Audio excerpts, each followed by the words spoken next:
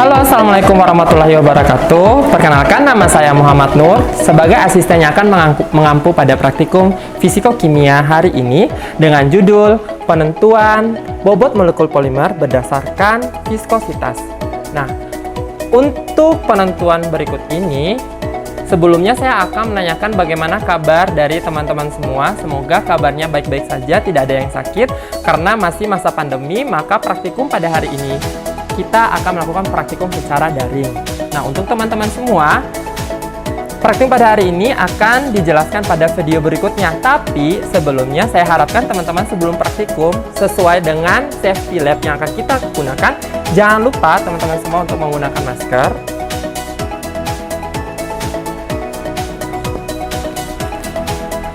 Dan juga sarung tangan yang akan kita gunakan untuk mengamankan diri kita dari bahan-bahan yang bisa melukai diri kita.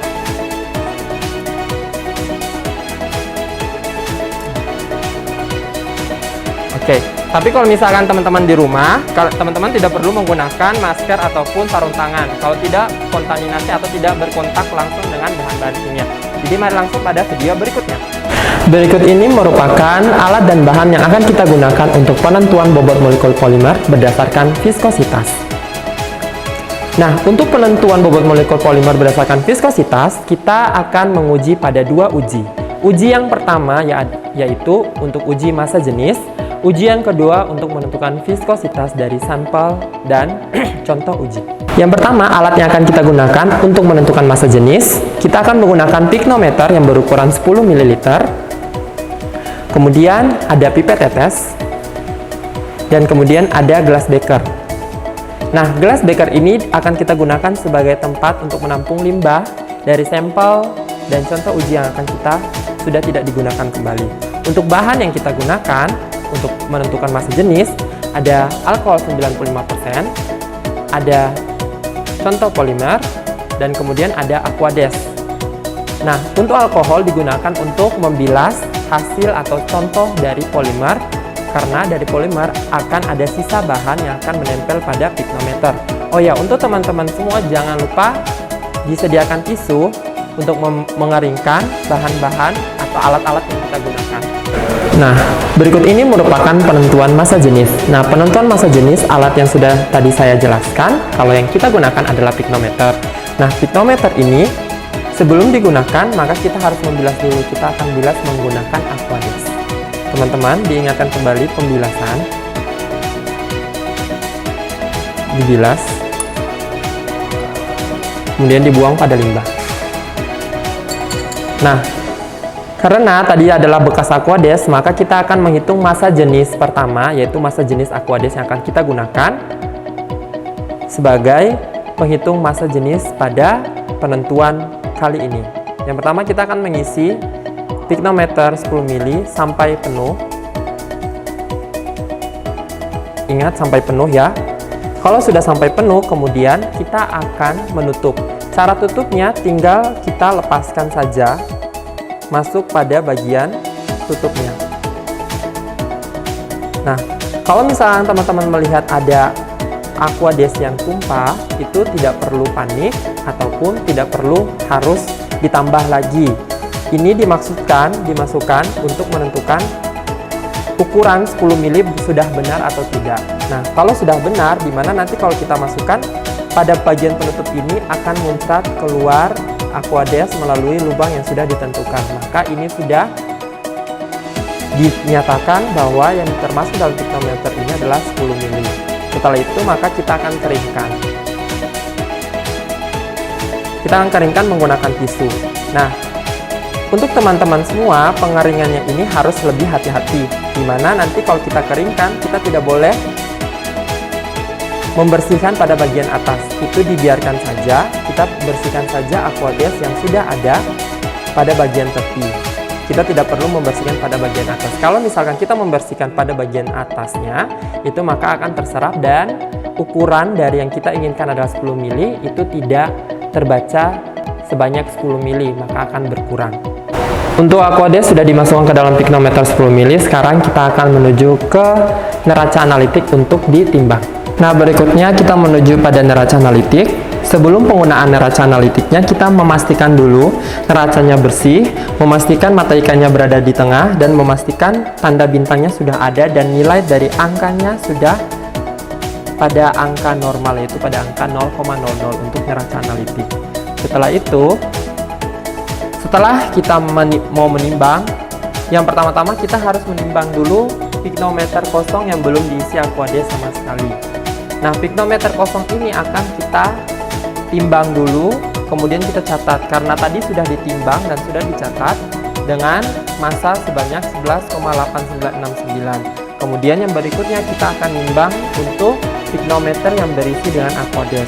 Nah, caranya tinggal kita dibuka, kemudian dimasukkan,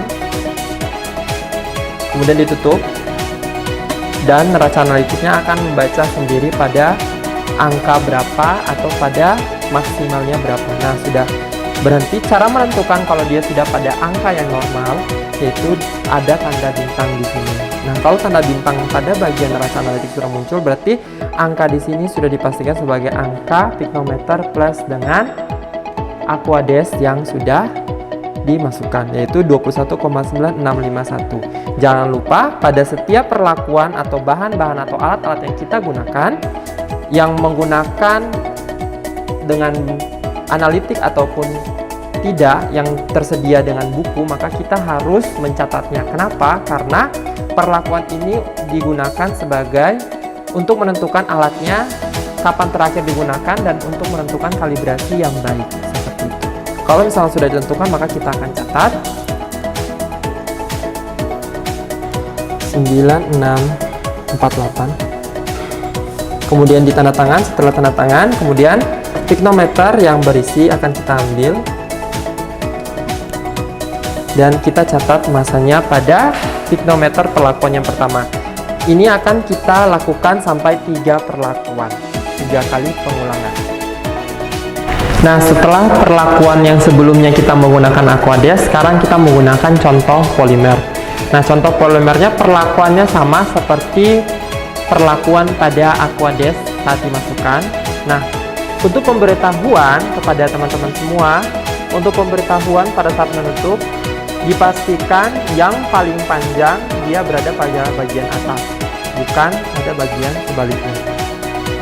Bukan seperti ini salah. Dia harus berada pada bagian atas seperti ini. Nah, tadi kita sudah menimbang untuk contoh aquades. Sekarang kita menuju pada contoh polimer.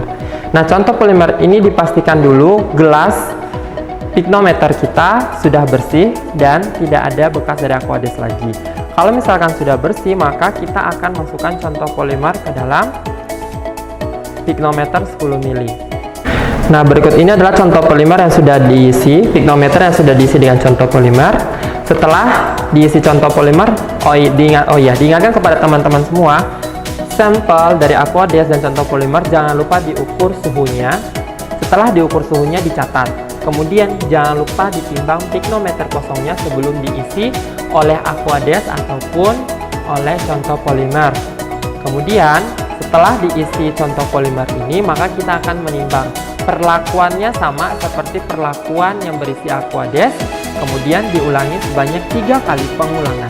Halo semuanya, kembali lagi dengan saya. Kan tadi kita sudah melakukan praktikum sebelumnya, bagaimana cara kita mencari massa jenis. Nah, kemudian kita akan masuk pada perhitungan. Perhitungan yang pertama kita ada menghitung adalah massa jenis.